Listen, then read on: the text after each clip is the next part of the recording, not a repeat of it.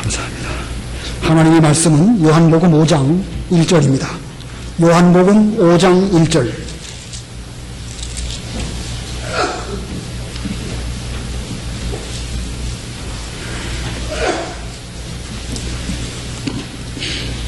요한복음 5장 1절.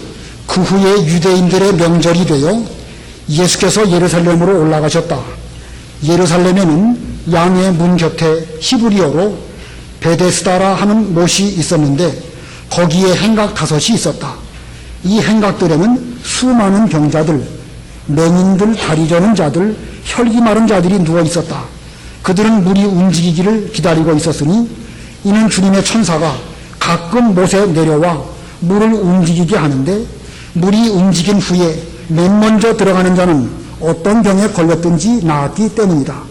그런데 거기에 38년 된 병자 한 사람이 있었다. 예수께서 이 사람이 누워있는 것을 보시고 그가 이미 오랫동안 앓고 있는 것을 아시고 예수께서 그에게 말씀하시기를 내가 낫기를 바라느냐 라고 하시니 그 병자가 예수께 대답하였다.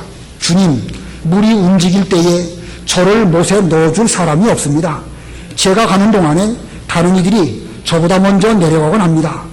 예수께서 그에게 말씀하시기를 일어나 내 자리를 들고 걸어가라 하시니 그 사람이 곧 나아서 자기 자리를 들고 걸어갔다. 그날은 안식일이었다. 그러므로 유대인들이 병 나은 자에게 말하기를 오늘은 안식일인데 당신의 자리를 들고 하는 것이 옳지 않다 하므로 그가 그들에게 대답하였다. 나를 낫게 해주신 그분께서 나에게 내 자리를 들고 걸어가라 라고 말씀하셨습니다. 그들이 당신에게 들고 걸어가라고 말한 사람이 누구냐 하고 물었으나 병 나은 자는 그분이 누구인지 알지 못하였으니 그곳에 사람들이 많아 예수께서 이미 피하셨기 때문이다. 그 후에 예수께서 성전에서 그를 만나 그에게 말씀하시기를 보아라, 내가 나았으므로 더 심한 것이 생기지 않도록 더 이상 죄를 짓지 마라 라고 하시니 그 사람이 유대인들에게 가서 자기를 고치신 분이 예수님이라고 말하였다. 그러자 유대인들이 예수께서 안식일에 이 일을 행하셨다고 하여 그분을 박해하였다. 그러나 예수께서 그들에게 대답하시기를 내 아버지께서 지금까지 일하시니 나도 일한다라고 하셨다. 이 때문에 유대인들은 더욱더 예수님을 죽이려고 하였으니 이는 그분께서 안식일을 범하셨을 뿐 아니라 하나님을 자기 아버지라고 하여 자신을 하나님과 동등하게 여기셨기 때문이다. 거기까지 공독하겠습니다. 오늘 본문은 이 38년 된 병자가 예수님으로 말미암아 구원을 받고 그가 또한 구원받은 이후에 이 신앙생활을 똑바로 하는 그런 면을 말씀하고 있습니다. 그래서 오늘 제목은 38년 된 병자, 38년 된 병자라는 제목입니다. 우리 아까 작년과 배웠죠? 요한복음 증거 2장 시작하니 요한복음 증거 2적 시작하니 요한복음 증거하면 1장이고 2적 시작하니 하면 2장이고 니고데모 중생 3장이고 사마리아 여인 4장이고 38년 병자 5장 배우는 차례예요. 그 다음에 떡과 물과 진리 6, 7, 8장 나가고 소경 선한 목자 나사로 부활 9, 10, 11 이렇게 나갑니다. 자, 3장에서는 니고데모와 예수님과의 대화를 통해서 영생에 대해서 배웠습니다. 4장에서는 예수님께서 사마리아 여인에게 먼저 전도하시고 그 여인이 동네에 들어가서 또 전도하는 이런 그 전도에 대해서 배웠습니다. 이 5장에서는 이 구원에 대해서 38년 된 병자를 구원하시고 구원받은 이후에 그가 어떻게 또 구원을 이루어가는가 이 구원에 대해서 배우도록 할 것입니다. 자, 이 요한복음의 문맥을 통해서 볼 때에 우리 예수님께서는 영생에 대한 교훈도 하셨고 전도도 하셨지만 궁극적으로 구원하시는 이 사람을 살리는 그런 일도 하셨음을 보여주고 있습니다. 자, 오늘 본문을 볼 때에 본문의 주인공이 38년 된 병자처럼 보이지만 사실은 예수님께서 어떻게 구원을 이루시고 어떻게 또 구원을 이루어가도록 하시는가 그 인도하시는 면에 대해서 잘 보여주고 있습니다. 자, 오늘 본문의 내용 이 38년씩이나 된 사람의 병을 고쳐주신 것 이것은 단순히 병을 고쳐주신 그것만을 말씀한 게 아닙니다. 이 38년 된 병자를 고치심으로 말미암아 그를 영적으로 구원하시는 면을 이 성경이 보여주는 것이고, 이것은 곧 영생을 의미합니다. 죽었던 영혼이 살아나는 것, 이 구원, 영생을 말하는 것입니다. 그런데 이 영혼도 단지 살아났다, 영생을 얻었다, 그것만으로 모든 것이 다 끝난 것이 아닙니다. 그 이후에는 이 중생한 영혼, 영적 생명은 생명력을 가지고 계속 자라나야 합니다. 왜냐하면 구원받은 영혼은 하나의 생명체로서 계속 생명 활동을 함으로써 자라나야 하기 때문에 그렇습니다. 그래서 오늘 본문은 38년 된 병자가 병 나은 것뿐만 아니라 그 이후에 어떻게 신앙생활을 함으로 그가 변화되어져 가는가 하는 면까지 우리에게 보여주고 있습니다. 그래서 오늘 본문을 세 가지 대지로 구분한다고 하면 1절부터 9절까지는 38년 된 병자의 구원이고, 10절로 16절은 구원받은 자의 신앙생활이고, 그리고 17절, 18절은 예수님의 구원운동입니다. 자, 첫 번째 대지, 38년 된 병자의 구원. 38년 된 병자의 구원입니다. 이 예루살렘에 성곽이 있고 여기저기에 문들이 있었는데 그 중에 양의 문이라고 하는 문이 있었습니다. 서울에 이 한성 성곽이 있고 그 성곽을 따라서 동대문도 있고 남대문도 있고 또 여러 문들이 또 많이 있죠. 그와 같이 예루살렘에도 문들이 여러 개가 있는데 그 문 가운데 양의 문이라고 하는 문이 있었습니다. 그 문 곁에 연못이 하나 있었는데 그 연못은 간헐적으로 물이 솟아올라오는 간헐 온천이었고 그 연못의 이름은 베데스다였습니다. 베데스다, 베에스더, 이건 합성어인데 거기다가 에스더라는 말이 합해져서 베데스다라고 하는 이름을 갖고 있습니다. 벳이라는 말은 집이라는 말이죠. 벳엘, 하나님의 집, 벳들레헴, 떡집, 벳에스다 그러면 에스더의 집, 그런 뜻인데 에스더는 자비라는 뜻입니다. 그래서 베데스다 그러면 자비의 집이라는 뜻입니다. 이 베데스다 연못 주변에 많은 병자들이 모여 있어서 그 온천물이 움직이기를 기다려서 먼저 들어가려고 하였습니다. 왜냐하면 가끔 천사가 내려와서 그 물을 움직이게 하였을 때에 어떤 병에 걸렸든지 먼저 들어가는 사람은 그 병이 낫는 일이 있었기 때문에 그 베데스다 연못 주변에 행각이 5개 있고 그 행각에는 수없이 많은 병자들이 다 모여서 있었는데 얼마나 많은 사람들이 있었는지 참 여기 성경에 여러 종류의 병자들이 있었다 이렇게 말하고 있었습니다. 그런데 거기에 38년이나 된 병자가 한 사람 있었는데 그는 몸을 마음대로 움직일 수조차 없는 그런 상태였습니다. 이 많은 병자들이 이 함께 베데스다 연못에 물이 동할 때에 누가 먼저 들어가려고 하든지 다 그렇게 하지 않겠습니까? 그런데 그는 오랜 기간 동안 거기에 머물면서 노력해 보았지만 그는 번번이 실패할 수밖에 없었습니다. 병 낫기를 바라는 여러 병자들 사이에서 치열한 경쟁이 있었기 때문에 그는 다른 사람보다 먼저 그 연못에 들어갈 수가 없었습니다. 아마 그의 주변에는 식구들도 있었고 가까운 사람도 있었을 것입니다만은 이제 그의 병이 오래되다 보니까 그를 도와주는 데에도 다들 지치고 피곤해서 아무도 그를 도와주지도 못하고 어쩔 수도 없는 이런 생각 가운데 빠지게 되었습니다. 자, 그러고 보면 이 베데스다라고 하는 그 연못, 그 이름은 자비의 집이라고 하는 이름을 갖고 있었지만 적어도 본문에 나오는 38년 된 병자에게는 도무지 자비는 없고 치열한 경쟁만 있는 그런 비정한 곳이었습니다. 자, 그런 속에서 그 병자는 아무도 도와주지 않고 찾아오거나 돌보는 사람도 없이 벌어져 있는 이런 가운데 있었습니다. 오늘 오전에 배운 것처럼 예루살렘에서 여리고로 내려가다가 가운데 만난 사람, 이제 길에 버려지게 되고 아무도 그를 돌보는 사람이 없는 그와 같은 똑같은 상황이 이 38년 된 병자에게도 나타나 있습니다. 이 베데스다 연못, 이것은 곧 우리가 처한 지상교회와 같습니다. 이 교회에 모인 여러 사람들, 우리 모두는 다 한결같이 병자들입니다. 맹인, 다리 저는 자들, 혈기 마른 자들, 중풍병자, 여러 종류의 영육간의 병을 앓고 있는 이런 사람들이 모여 있습니다. 자, 분명히 교회는요, 하나님의 자비의 집이지만 하나님의 자비의 물결이 통할 때에 거기서 은혜를 받고 고침을 받는 곳이지만, 그러나 거기에는 현실적으로 볼 때에 지상교회만큼은 자비가 없다는 것이 본문이 우리에게 보여주는 것입니다. 경쟁만 치열하고 내가 저 사람보다 먼저 그 연못에 들어가야 내가 먼저 구원을 받는다. 아마 이런 그런 모습을 이 베데스다 연못이 우리에게 보여주고 있습니다. 혹시 가까운 친구들이나 식구들이 우리를 도와줄 수 있으면 좋겠지만 그들도 역시 병자이기 때문에 그들 역시 나의 문제에 대해서, 나의 영육간의 병에 대해서 그들도 자비를 베풀 수 없는 이런 가운데 있습니다.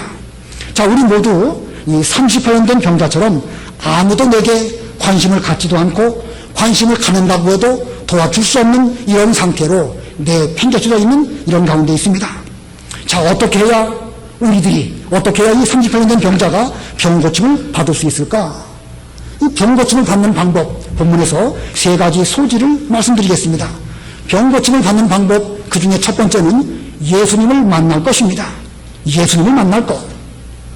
예수님께서 유대인의 명절이 되어 예루살렘에 올라오셨다가 이 베데스다 연못에 오시게 되었습니다. 그리고 그곳에 많은 병자들이 있었습니다. 그러나 예수님께서는 그 많은 병자 가운데서 딱 한 사람, 이 38년 된 병자만을 고쳐주셨습니다. 어떤 까닭으로 주님께서 거기에 찾아오셨는지 정확하게는 우리가 알 수 없지만, 그러나 분명한 것은 예수님은 그 38년 된 병자 한 사람 때문에 베데스다 연못에 오신 것이 분명합니다. 여러 가지 교리적인 원리를 놓고 볼 때에 하나님은 우리를 사랑하시고 구원해 주실 때에 무조건적으로 사랑해 주셨다. 우리 중요한 장로교의 교리이죠. 무슨 38년 병자가 무슨 노력이 있거나 그의 수고로 말미암아 그에게 이런 구원이 이른 것은 아니고 무조건적으로 주께서 사랑하셔서 그를 고쳐주신 것은 분명합니다. 그래서 단순히 무조건적으로 고쳐주셨다, 그냥 그를 고쳐주시기 위해서 주께서 오셨다, 이렇게 말씀할 수도 있고, 또 다른 면으로 보면 아마도 그 병자가 오랜 기간 동안 하나님의 자비를 기다리면서 누가 나를 좀 도와주기를 기다렸지만 더 이상 아무도 자기를 도와줄 수가 없음을 깨닫고 하나님께 기도하면서, 하나님 아버지, 더 이상 이 베데스다 자비의 연못에는 그 자비를 구할 길이 없습니다. 하나님 저를 불쌍히 여겨주십시오. 아마 오랫동안 그는 간절히 기도했을지도 모릅니다. 아무튼 중요한 것은 예수님께서 그에게 찾아오셨고 그는 예수님을 만남으로 말미암아 이 병의 고침을 받았다. 오늘도 우리는 현실적으로 이 교회 생활을 하고 있지만 이 교회, 이 지상교회라든지 혹은 목사라든지 혹은 어떤 누가 내게 대해서 구원을 베풀 수는 결코 없습니다. 인간의 힘으로는 어느 누구도 다른 사람을 구원할 수도 없고 구원받게 도와줄 수도 없습니다. 다만 하나님의 자비로 말미암아 예수님을 만나는 것, 그거 한 가지만으로 우리는 구원을 얻을 수가 있는 것입니다. 이 38년 된 병자가 병고침을 받은 거 오직 한 가지, 예수님을 만났기 때문에 가능했던 것입니다.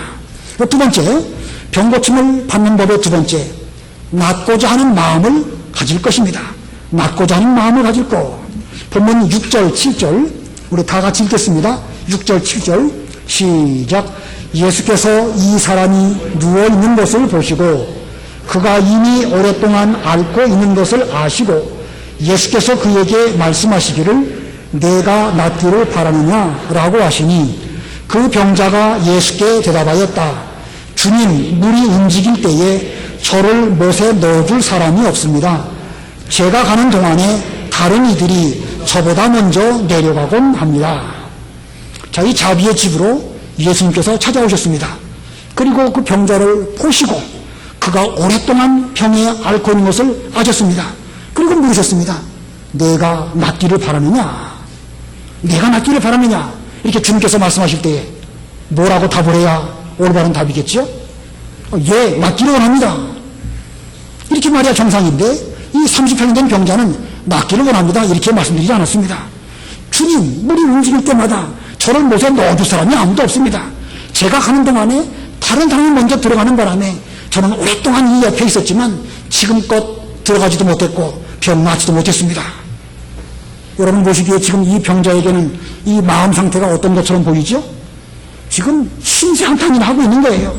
다른 사람 원망하는 마음의 병을 앓고 있습니다.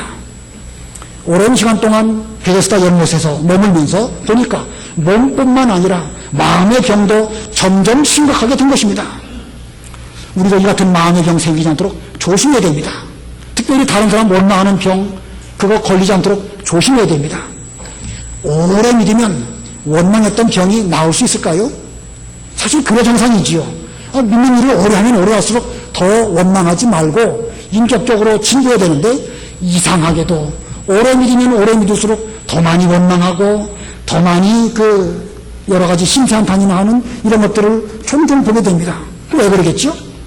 오래 믿으면 믿을수록 여러 사람들과의 치열한 경쟁 관계 속에서 내가 먼저 가야 되는데 저 사람이 먼저 가니까 그 사람이 미워지게 되고 원망하게 되고, 점점 한 번, 두 번 원망하다 보면 이것이 우리의 습관이 돼서 다른 사람을 계속 원망하는 그런 병이 이상하게도 오래 믿을수록 더 심각해지는 것이 인간 사회의 현실입니다. 자, 이렇게 내가 낫기를 바라느냐라고 말씀하실 때 그는 마음의 병으로 원망하는 이런 말을 했습니다. 그래서 본문에 이 병자가 잘한 것 한 가지가 있는데, 그는 낫고자 하는 그런 마음이 근본적으로 있었습니다. 그렇기 때문에 계속해서 베데스다 연못을 떠나가지 아니하고 거기 내내 머물렀습니다. 자포자기할 만한 환경들이 많이 있었지만 그는 그래도 거기를 떠나지 아니하고 거기에 계속 머물러 있었기 때문에 그는 마침내 주님을 만나게 된 것입니다. 우리도 교회 생활을 하다 보면 교회를 떠날 만한 여러 환경들이 많이 있습니다. 자비를 입어서 병을 나으면 참 좋지만 그게 쉽지가 않거든요. 물이 동할 때마다 실망하게 되고 원망하는 일이 점점 많아질 수밖에 없는 것이 인간 사회의 현실입니다. 근데 만일 그런 실망하는 일이든지 원망할 만한 일이 있을 때에 그 교회를 떠나가 버린다고 하면 앞으로 찾아오실 예수님을 만나지 못하는 것입니다. 그러므로 낫고자 하는 마음을 가지고 자기 자리를 잘 지키면서 기다려야 합니다. 때가 되면 주님께서 물으실 것입니다. 내가 낫기를 바라느냐? 사람이 낫고자 하는 그런 마음가짐은 어떤 약보다도 더 좋은 약입니다. 이 본문에 낫고자 하느냐 하는 그 마음, 이것은 무슨 인간의 의지를 말한다든지 자기 결심을 말한 것이 아닙니다. 주님 안에서 믿음을 가지고 주님의 뜻이라고 하면 낫기를 원합니다. 이런 믿음을 가지라는 것입니다. 그래서 주님께서 내가 낫고자 하느냐라고 말씀하실 때, 비록 제가 38년 동안이나 병들어서 아무도 고토할 사람이 없지만 주님의 뜻이면 나을 줄 믿습니다. 주님, 낫고자 합니다. 저를 고쳐주십시오. 이렇게 말해야 올바른 대답이라고 할 수가 있을 것입니다. 자, 낫고자 하는 마음을 가질 거, 이게 두 번째고, 세 번째, 병고침을 받는 법 세 번째는 내게 명령하시는 말씀을 순종할 거. 예, 내게 명하시는 말씀을 순종할 거. 본문 8절, 9절 또 다 같이 합독하시겠습니다. 시작. 예수께서 그에게 말씀하시기를 일어나 내 자리를 들고 걸어가라 하시니 그 사람이 곧 나아서 자기 자리를 들고 걸어갔다. 그 말은 안식 일이었다. 예, 우리 마음에 낫고자 하는 의지가 있어야 하지만 의지만으로 다 되는 게 아닙니다. 의지를 갖고 있은 그 다음에는 내게 명령하시는 말씀을 순종하는 그런 행위가 있어야 됩니다. 믿음은 행위로 말미암아 온전케 되는 것입니다. 그래서 예수님께서 일어나 내 자리를 들고 걸어가라 하실 때에 말씀을 순종해야 됩니다. 못합니다. 안 됩니다. 예수님, 제가 그래도 38년씩이나 이렇게 병이 걸려가지고 한 번도 걸어본 적이 없는데 제가 어떻게 자리를 들고 걸어가겠습니까? 이렇게 하지 않아야 될 것입니다. 이 38년 된 병자는 자리를 들고 걸어가라 말씀하셨을 때 그 순간 심령 속에 순종하고자 하는 그런 믿음의 마음이 쑥 들어온 것입니다. 순종하고자 하면 순종할 수 있다. 이런 그 믿음이 들어왔기 때문에 주께서 내 자리를 들고 걸어가라 말씀하실 때에 그는 그 자리를 들고 걸어가는 순종을 하게 되었고, 순종하려고 하니까 순종이 되어진 것입니다. 인간적으로는 불가능하지요. 그러나 믿음으로서는 가능한 것이고 사람으로서는 불가능해도 하나님으로서는 하실 수 있는 것입니다. 자, 그런데 우리가 이 사람이 이렇게 순종한 것을 보면서 이 병자는 자기에게 말씀하시는 그분이 예수 그리스도라는 사실을 알았겠습니까? 몰랐겠습니까? 5장 12절 13절 읽어보세요. 12절. 그들이 당신에게 들고 걸어가라고 말한 사람이 누구냐 하고 물었으나 병 나은 자는 그분이 누구신지 알지 못하였으니 그곳에 사람들이 많아 예수께서 이미 피하셨기 때문이다. 예, 이 38년 된 병자는 자기에게 자리를 들고 걸어가라고 말씀하시는 그분이 누구신지를 몰랐습니다. 또 이 38년 된 병자가 자기가 순종하면 병이 나을 것이라고 그 결과를 예측하고 자리를 들고 걸어갔을까요? 아니면 그냥 순종했을까요? 예, 예측하고 걸어가는 것은 아니고 말씀으로 명령하실 때에 그런 순종하면 순종할 수 있을 줄 알고 믿음으로 순종한 것입니다. 이걸 볼 때 우리는 중요한 진리를 깨닫게 되죠. 우리는 예수님께서 우리에게 명령하신 그 말씀에 능력이나 깊이나 어떤 진리에 신뢰한 거 몰라도 그 말씀 자체에 능력이 있다는 것입니다. 그 말씀을 순종하면 38년 된 병이라도 나을 수 있는 것이 예수님의 명령의 말씀입니다. 그러므로 우리가 무슨 성경 말씀 다 알고 순종하는 거 아닙니다. 일단 우리의 마음속에 이것이 성경 말씀이고 내게 대해서 주께서 분부하시는 말씀이라고 한다면 덮어놓고 순종해야 됩니다. 세상에 이런 맹목적으로 덮어놓고 순종하면 안 되지요. 세상의 모든 것들은 분별력을 가지고 따져보고 살펴야 됩니다. 그러나 주님께서 성경을 통하여 우리에게 주시는 말씀은 내게 주시는 하나님의 명령인 줄 알고 그건 무조건 순종해야 되는 것입니다. 우리 인간의 지식으로 이러니 저러니 따지지 말고 순종하는 것이 그게 올바른 것입니다. 자, 오늘 기억할 거, 오늘날 교회는 베데스다 연못과 같아서 현실적으로 볼 때 정말 경쟁만 있고 자비는 찾아볼 수 없는 것이 현실입니다. 이 말은 교회가 그렇다는 게 아니에요. 교회가 그렇다는 것이 아니라 교회에 모여있는 현실적인 사람들 사이에는 사실은 자비가 없다는 사실입니다. 이걸 우리는 인정하고 들어가야 돼요.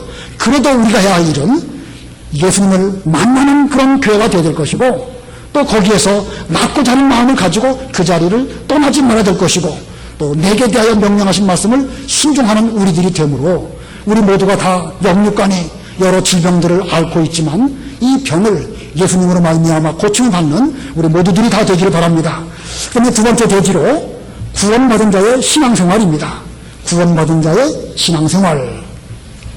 자, 예수님께서 병자를 고쳐주신 것, 이것은 육신의 병을 고쳐주신 것인데 그러나 육신의 병만 고치는 것이 예수님의 목적이 아닙니다. 만약에 예수님께서 육신의 병 고치는 것이 목적이었다고 하면 거기 모여있는 각색 병자들 하나하나 다 불러다 놓고 옆에 제자들 보고 수종 들라고 하시고 무슨 의사가 병 고치듯이 척척척 이렇게 고치셨을 것입니다. 그러나 주님께서는 육신의 병 고치는 것이 목적이 아니었기 때문에 이 38년 된 병자 그 한 사람만 고쳐주셨습니다. 그리고 그의 병을 고치신 이후에는 그 육신의 병을 고침으로 말미암아 그의 영적인 병도 고치시려고 노력을 하셨습니다. 자, 영육 간의 달라진 생활, 그런 신앙생활을 하도록 주님께서 이렇게 하셨습니다. 자, 달라지지 않고 변화되지 않는다. 그럼 육신의 병 고친 거 의미가 없습니다. 우리의 신앙생활의 궁극적인 목적은 우리의 신앙생활 자체가 달라지는 것입니다. 오늘 우리가 예배당에 와서 말씀을 듣고 기도하고 예배를 잘 드리고 돌아가는데 왔다가 간 것만이 목적이라고 하면 그건 무의미한 것입니다. 이런 예배와 말씀과 기도를 통해서 우리의 신앙과 인격이 변화되어야 되는 것입니다. 그래서 이 설교도 우리가 주의 말씀을 전하지만 궁극적인 목적은 우리 성도들의 신앙생활의 변화, 이걸 도모할 수 있도록 성경 말씀을 잘 전하고 적용하도록 그렇게 일깨워줘야 올바른 설교라고 할 수가 있는 것입니다. 자, 이 달라져야 되는데 이 베데스다 연못 곁에 이 달라지는 이런 일에 대해서 방해하는 그런 무리들이 있었습니다. 여기 유대인들이죠. 그들은 병 나은 이 병자가 자리를 들고 걸어가는 것을 보고 문제 삼았습니다. 안식일에 자리를 들고 걸어가는 것이 옳지 않다. 10절과 11절 읽어보세요. 10절, 11절. 그러므로 유대인들이 병 나은 자에게 말하기를 오늘은 안식일인데 당신의 자리를 들고 가는 것이 옳지 않다 하므로 그가 그들에게 대답하였다. 나를 낫게 해주신 그분께서 나에게 내 자리를 들고 걸어가라 라고 말씀하셨습니다. 예. 자, 여기 유대인들의 잘못이 무엇인가? 유대인들의 잘못. 그 중에 첫 번째는 평소에는 38년 된 병자에 대해서 관심도 갖고 있지 않았습니다. 다른 사람들이 다 눈이 동할 때 그 들어가도 이 38년 된 병자는 버둥버둥 거리기만 했지 결국은 못 돌아가는 그런 면에 대해서 관심도 없고 돌봐주지도 않고 그러다가 이제 자리를 들고 걸어가는 그것을 보면서 문제를 삼았습니다. 자, 이 38년 된 병자가 얼마나 어렵고 한 사람의 도움이 귀하고 서럽고 그리스도인데 그 사람에 대해서는 평소에 전혀 관심이 없었습니다. 그러다가 안식일에 일한 그것 한 가지, 그것만 꼬투리 잡아가지고 문제를 삼은 거, 그게 유대인들의 문제인 것입니다. 한마디로 말하면 사랑은 없는 거예요. 사랑은 없으면서 문제 삼기만 하는 그런 거 꼴찌 못합니다. 또 그들은, 두 번째 그들의 문제는요, 옳은 것을 말하는 것처럼 보이지만 결국 그들은 자기 의의를 자랑하는 것입니다. 나는 이렇게 안식일날 철저하게 신앙생활을 똑바로 하는데 당신이 어째서 자리를 들고 걸어갑니까? 좀 나를 좀 보고 나처럼 하시오. 겉으로는 율법을 지키라고 말하는 것처럼 보이지만 결국 자기 자랑하는 것입니다. 이 율법에는 안식일이라도 할 수 있는 것들이 있죠. 안식일이라도 할 수 있는 것들 여러분 잘 아실 것입니다. 뭐죠? 생명 살리는 일, 그 다음에 이 성전에서 하나님의 일을 하기 위해서 하는 그런 일들, 구약시대에 양, 소 잡아가지고 안식일날 일하는 거, 그것은 일로 치지 않았습니다. 그래서 성전에서 하나님께 제사하는 일 할 수 있습니다. 또 선을 행하는 일, 이런 거 할 수 있습니다. 성경에 분명히 허락된 것들이 있는데 이런 것들을 함에 있어서는 저건 할 수 있는 일이다, 이렇게 생각을 해야 되는데 사람들 중에는 이 자기의 의의를 드러내기 위해서 더 잘하려고 성경보다 더 잘 믿으려고 하는 그런 것 때문에 종종 다른 사람들을 비판하고 판단하는 이런 일들이 우리 주변에 있다는 것입니다. 주일날 병 고치는 거 가능하다. 주일날 약 사 먹는 거 먹을 수 있다. 감기 걸려가지고 약을 사 먹었다. 사 먹을 수 있습니까? 사 먹을 수 없습니까? 사 먹을 수 있죠? 그런데 안 사 먹은 사람이 사 먹은 사람 보고 안 사 먹는 것이 더 잘하는 것이다 말한다고 하면 그 말이 맞습니까? 틀립니까? 그건 틀리는 거예요. 자기를 더 잘 믿으려고 하는 거예요. 성경에 기록된 것보다 더 잘 믿으려고 하는 정신. 물론 우리가 정성이나 물질이나 노력이나 이런 것을 더 많이 하려고 한다는 건 좋은 겁니다. 그러나 다른 사람들을 비판하는 잣대로 더 잘 하려고 하는 그런 것은 대단히 위험합니다. 물질적인 것을 주께 드리는 것도 역시 마찬가지예요. 11조를 드리는 것보다는 좀 더 정성을 들여서 10의 2조나 10의 3조를 하는 거 바람직합니다. 그러나 10의 3조를 한 사람이 10의 2조를 한 사람에게 당신은 나보다 요만큼밖에 못했습니다, 이렇게 말한다고 하면 그건 성경보다 더 나가는 거지요. 그러니까 우리가 물질적인 면에서 하나님께 많은 정성을 드리는 것은 바람직한 것인데 조금 더 잘한 거 가지고 더 잘했다 그런다고 하면 뭐 10의 3조가 아니라 다 드려도 부족할 뿐이지요. 아무튼 우리는 이 모든 면에서 성경이 우리에게 말씀하신 그것보다 더 나가지 않도록 조심해야 됩니다. 여기 나와 있는 유대인들은 자기들이 알고 있는 몇몇 가지 그것을 적용하면서 사랑은 없고 자기 의의를 자랑하면서 이렇게 예수님에 대해서 하시는 일들을 비판적으로 보게 되었고 또 38년 된 병자에게도 이와 같이 말을 한 것입니다.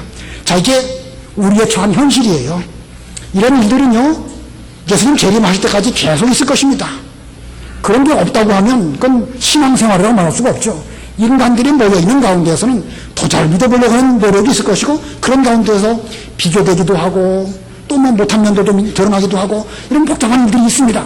그러나 중요한 것은 그러한 가운데서도 신앙생활을 잘해야 된다는 것입니다. 여기 30년 된 병자가 병 나은 이후에 그가 어떻게 신앙생활을 했는가 두 가지를 말씀드린다고 하면 그 중에 첫 번째는 성전 중심 생활을 했던 것입니다.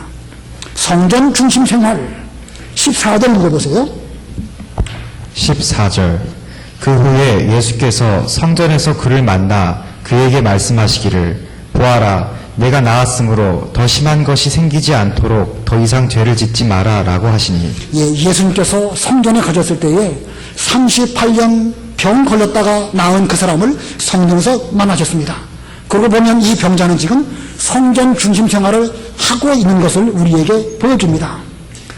일반적으로 병 들면 성전 생활하기 어렵죠. 구약시대에는 무슨 유출병이라든지 문둥병 이런 것들이 걸리면 부정해서 성전 나아갈 수 없습니다.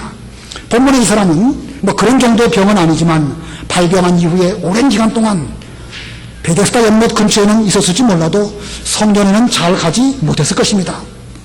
그러다가 이제 그가 건강해졌으므로 먼저 성전에 가서 하나님께 감사하고 하나님께 영광 돌리는 이런 성전 중심 생활을 했던 것입니다. 만일 이 사람이 병 나은 이후에도 성전에 가지 아니하고 그 베데스다 연못 근처에 어슬렁어슬렁 거리면서 물이 언제 동할까? 내가 여기서 어떤 분이 나에게 대해서 병 고쳐주셨는데 그분 다시 만날 수 있을까? 라고 하면서 거기를 떠나가지 않고 머물렀다고 하면 그것은 자기의 병을 고쳐주신 예수님께 대해서도 신뢰인 것이고 하나님께 대해서도 제대로 된 계명을 지키지 못한 것입니다. 자, 예수님께서 병을 낫게 해주신 목적은 건강한 몸으로 건강한 신앙생활, 성전 중심생활을 하도록 하려고 그에게 병을 고쳐주신 것입니다. 물론 성전에 가면 지금 말한 것처럼 그 까다롭게 그런 유대인들 있을 수밖에 없습니다. 우리도 교회 가면 좀 잘 믿는 사람도 있고 그렇지 못한 사람도 있고 오래 믿는 사람도 있고 그렇지 못한 사람도 있고 뭐 다양한 사람들이 있죠. 그러다 보면 불에 끼고 아까 그 베데스다 연못이 자비의 집이지만 자비가 없다고 그랬죠. 지상교회 비록 우리는 성전이라고 하지만 여기에는 여러 가지 그런 일들이 있을 수밖에 없습니다. 그걸 인정하지 못하면서 왜 성전이 이러냐 사랑이 없다 계속 그런 말만 한다고 하면 그건 옳은 게 못 됩니다. 그럴지라도 그걸 각오하고 그래도 우리 계속 성전 중심 신앙생활을 잘하는 것이 그게 올바른 것입니다. 그래서 그는 이렇게 그 14절에 성전에 갔는데 성전에 가서 그는 어떤 일을 경험하게 되었는가? 14절을 다시 보면 그 후에 예수께서 성전에서 그를 만나 그에게 말씀하시기를 자 성전에서 그를 만나 그랬죠? 그가 성전에 가서 한 생활의 첫 번째는요 예수님을 만난 것입니다. 전에도 만났지만 이 두 번째 만남은 좀 더 깊은 교제의 만남입니다. 지난번에 만남은 육신의 병을 고치기 위한 그런 만남이었지만 이 두 번째 성전에서 만난 것은 깊은 진리를 깨닫고 예수님과 대화를 나눌 수 있는 이런 만남이었습니다. 그러니까 우리는 예수님을 만나기 위해서는 반드시 성전에 나아가야 됩니다. 두 번째는 예수님의 말씀을 들었죠. 14절 가운데 그를 만나 그에게 말씀하시기를 자 말씀을 들었습니다. 전에는 육체의 병 초보적인 말씀 내 자리를 들고 걸어가라 이런 말씀을 들었지만 이제는 영적으로 깊은 것을 그에게 일깨워 주셨습니다.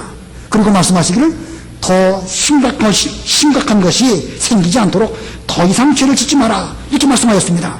그래서 세 번째는 더 이상 죄를 짓지 않게 되었습니다.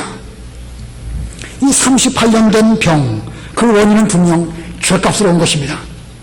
더 심각한 것이 생기지 않도록 하신 걸 보면 죄값으로 말미암아 그에게 이런 심각한 병이 오게 되었는데 이제는 그 병이 나았습니다.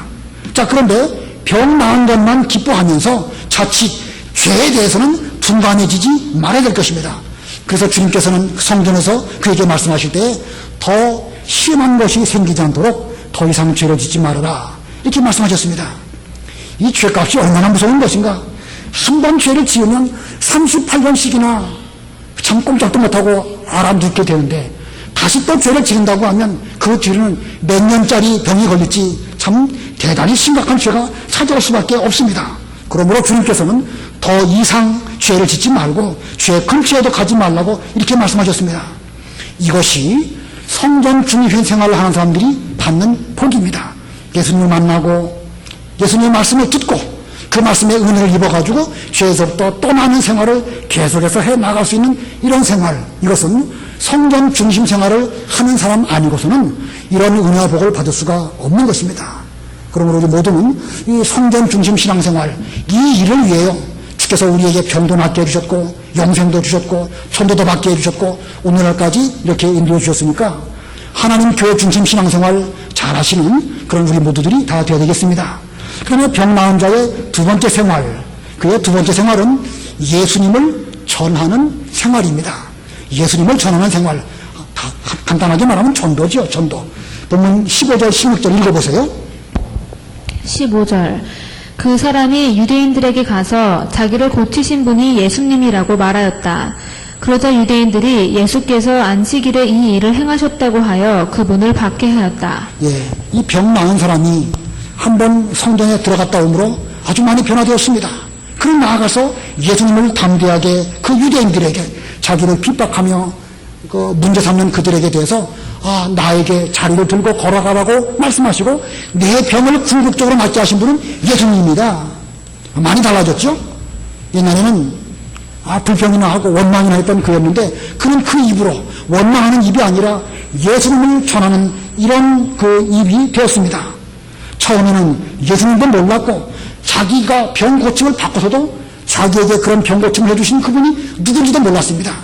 인간적으로 말하면 좀 어리버리했는데 이제는 달라졌습니다. 자신 있게 예수님을 전합니다. 내게 은혜 주신 분은 예수님이시다. 예수님께서 내게 명령하심으로 말미암아 내가 그 말씀을 순종하느라고 자리를 들고 걸어갔다. 나는 앞으로 다시는 이와 같은 죄를 짓지 않을 것이다. 아마 그런 심정으로 예수님에 대한 증거를 잘하였을 것입니다. 물론 그 결과로 말미암아 예수님에게 박해가 있었지만 그래도 우리는 예수님을 전해야 됩니다. 물론 다른 성경에 보면 예수님에게 은혜를 입었다는 말을 함부로 하지 말라는 그런 말씀이 있습니다. 그러나 본문에는 그런 말씀은 없지요. 그런 면에서 보면 이 38년 된 병자가 예수님을 증거한 거 이거 잘한 것입니다. 오늘날 우리들도 이와 같은 신앙생활을 해야 됩니다.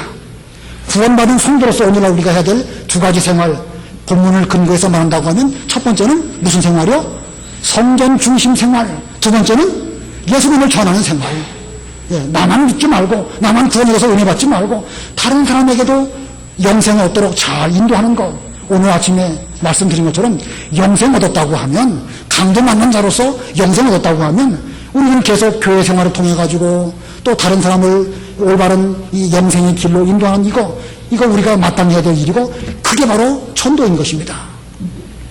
우리 9월달 10월달 교회적으로 전도하려고 하는데 전도하는 이 일에 여러분 많이 참석하시기를 바라고 현실적으로 직장생활 하시는 분들 전도한다는 게 쉽지가 않죠. 시간 내는 게 어렵습니다. 우리 남녀 전도회에서 9월 19일 날 토요일 날 좀 별도로 좀 전도하려고 합니다. 이런 계획을 갖고 있는데 적극적으로 많이 참석하셔서 화요일 날 나오실 수 없다고 하더라도 좀 나는 이 일에 좀 마음을 기울여야 되겠다. 좀 전도해야 되겠다. 나 같은 자가 구원 얻었는데 이 은혜와 기쁨을 좀 전해야 되겠다. 이런 뜨거운 마음가짐을 가지고 그 전도하는 일에도 많이 참석해 주시면 감사하겠습니다. 자, 세 번째 대지는 예수님의 구원운동입니다. 예수님의 구원운동, 본문 17절, 18절 읽어보세요. 17절. 그러나 예수께서 그들에게 대답하시기를 내 아버지께서 지금까지 일하시니 나도 일한다 라고 하셨다. 이 때문에 유대인들은 더욱더 예수님을 죽이려고 하였으니 이는 그분께서 안식일을 범하셨을 뿐 아니라 하나님을 자기 아버지라고 하여 자신을 하나님과 동등하게 여기셨기 때문이다. 예, 유대인들이 예수님께서 안식일 날 일했다고 해서 그것을 문제 삼을 때에 주님께서 말씀하셨습니다. 내 아버지께서 지금까지 일하시니 나도 일한다. 예, 우리 주님께서 이 세상에 오신 목적은 일을 하시기 위해서 오셨습니다. 그 일 어떤 일이겠습니까? 구원운동입니다. 구원운동. 예수님이 하시는 구원운동은 무엇일까? 본문에 근거해서 또 두 가지를 말씀드린다고 하면 이 형식적인 신앙생활을 개혁하는 일입니다. 그 당시에 유대인들, 그 당시에 바리새인들 나름대로는 잘 믿어보려고 하는 좋은 정신이 있었지만 그들의 생활은 점점 형식적으로 변질되어져 갔습니다. 그래서 이 복음서를 계속 보면 바리새인들이나 유대인들과 예수님 사이의 여러 가지 마찰은 결국 형식적인 신앙생활 문제를 개혁하기 위해서 주님께서 안식일 문제라든지 여러 가지 말씀들을 쭉 하셨습니다. 우리의 신앙생활도 세월이 지나가다 보면 불가피하게 형식적으로 될 수밖에 없는데 형식적인 신앙생활이 계속 굳어지지 아니하도록 우리는 달라지고 늘 성경 말씀을 성령의 감동으로 읽고 깨달아서 변화되려고 노력하지 않는다고 하면 우리 역시 굳어질 수밖에 없을 것입니다. 우리 주님은 이와 같이 이 형식적 신앙생활을 개혁하려는 이런 일을 하셨고 또 두 번째로는 영혼 구원하는 이 일을 하셨습니다. 여기 38년 된 병자를 구원하신 것 이것은 곧 그의 병만 고치신 것이 아니고 궁극적으로 영혼 구원을 위해서 이 일을 하셨고 주님은 이 일을 위해서 이 땅에 오셨다고 말씀하셨습니다. 예수님께서는 하나님 아버지와 더불어 오늘날도 일하십니다. 아버지께서 지금까지 일하시니 나도 일한다. 이 말씀은 예수님이 오신 2000년 전 그때 일하셨다라는 것이 아니라 오늘날도 현재 진행형으로 계속되어지고 있습니다. 하나님 아버지나 예수님께서는 지금도 일하시는 줄을 알고 우리도 그 일에 협력하고 수종드는 마음가짐으로 힘써서 믿는 일을 잘하는 우리들이 다 되어야 되겠습니다. 말씀을 생각하시고 잠깐 동안 기도하시기 바랍니다.